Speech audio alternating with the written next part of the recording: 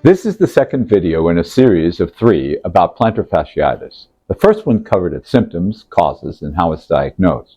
In this video, we'll cover how it's treated. But before we get started, I'd like to introduce myself. I'm Dr. Ryan Berg, and I've been practicing podiatry for over 40 years in Seattle, Washington. I've written a free ebook about plantar fasciitis called Stop Living with Stubborn Heel Pain. Please check it out in the description below. If you find this information helpful, please remember to like, hit the subscribe button, and then hit the bell so you can receive a notification each time I release a new video.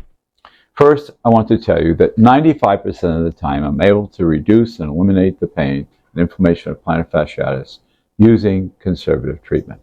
Many different modalities are used to treat this condition for several reasons. First, many different factors influence the development of the condition.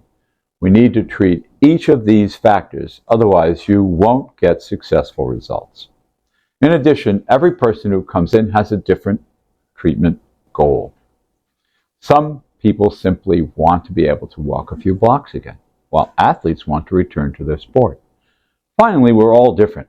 Some people will heal quickly with one modality, whereas someone else will need to have a different modality. I keep all these things in mind when I formulate your treatment plan. However, any plan for treatment must focus on 5 essential areas. First, reducing or stopping your activities. Second, treating your inflammation. Third, improving the foot mechanics. Fourth, reducing your calf tightness. And 5, ensuring you understand how to wear supportive shoes.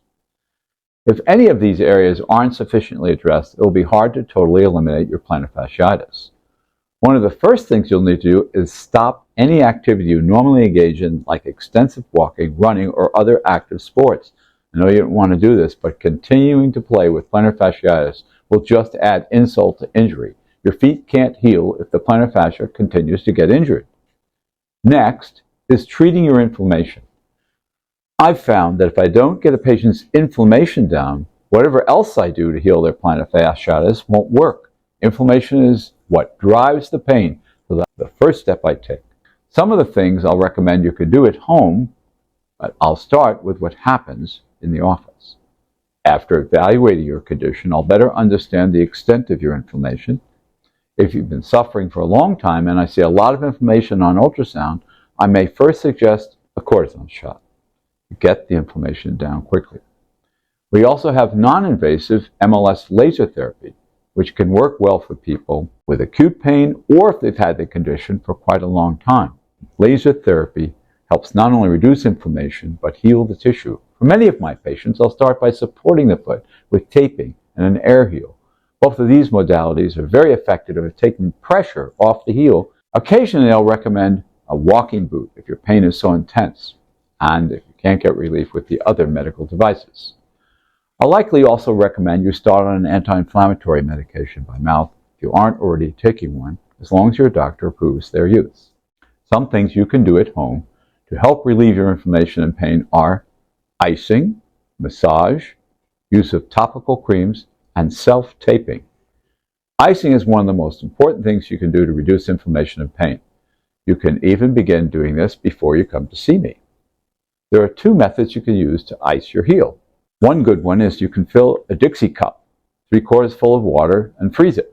Peel down the upper layer of the cup, about 1 inch showing, and then you can easily massage the affected area while holding onto the cup. Ice for about 7 to 10 minutes, 3 times a day. You can also use a package of frozen peas. Cold frozen peas are inexpensive and conform to your foot. Next is massage. Massage can soothe swollen tissue and help release your tight fascia.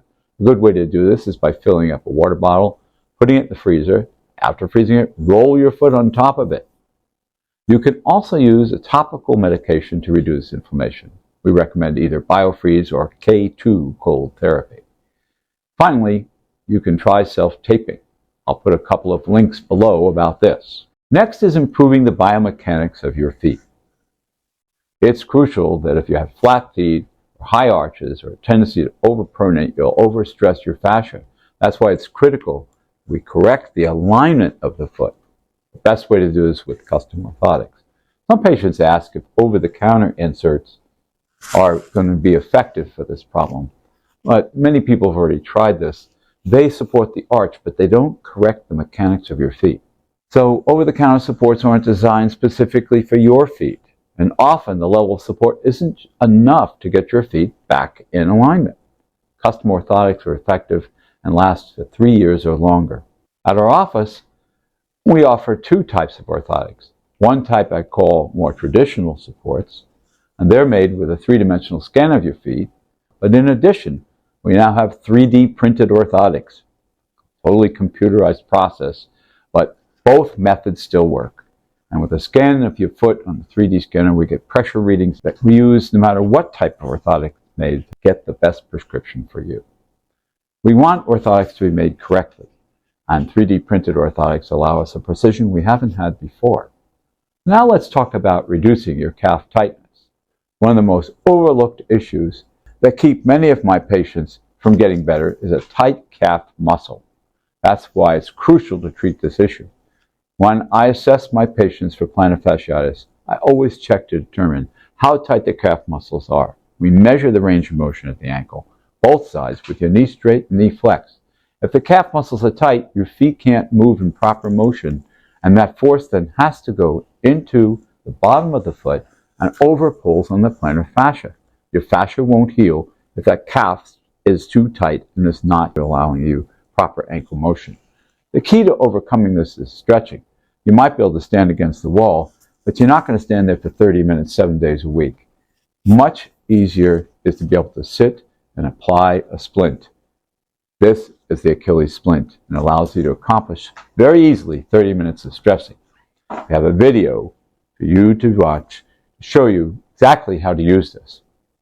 In addition to these stretches and the use of the splint, there are other methods that may be helpful for you for your calf stretch, and we have a link in the video to describe the right way to stretch and use the splint.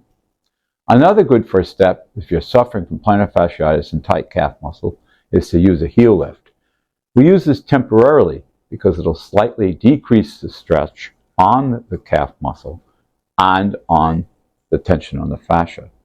Look below for a link regarding this matter. Finally, you'll need to know how to shop for supportive shoes, because faulty foot mechanics play such a role in developing plantar fasciitis. Getting the right shoe for the right foot is critical in helping to correct your foot problems. Along with orthotics, it's so important to purchase shoes that are stable and supportive. You might be surprised to know that many patients walk to the door wearing old, worn-out shoes that are far too flexible and are non-supportive. A stable, supportive shoe is an important consideration. For a shoe to be considered supported and stable, it must bend at the ball, not in the middle, and not flop side to side. How to buy shoes to prevent plantar fasciitis is listed in the video below and help you greatly to select the right shoe. Because many of my patients are very active in sports, I've also written 2 books to help them prevent plantar fasciitis as well. One is focused on runners and the other on hikers. Check below for these links. In conclusion, I hope this video has given you the tools you need to help manage your plantar fasciitis pain at home and a better understanding of how podiatrists can treat your condition in the office. If you've tried everything to calm your heel pain down and it hasn't worked, please give our office a call so we can get you back to doing what you love to do as quickly as possible. And be sure to watch the next video in the series on prevention of plantar fasciitis.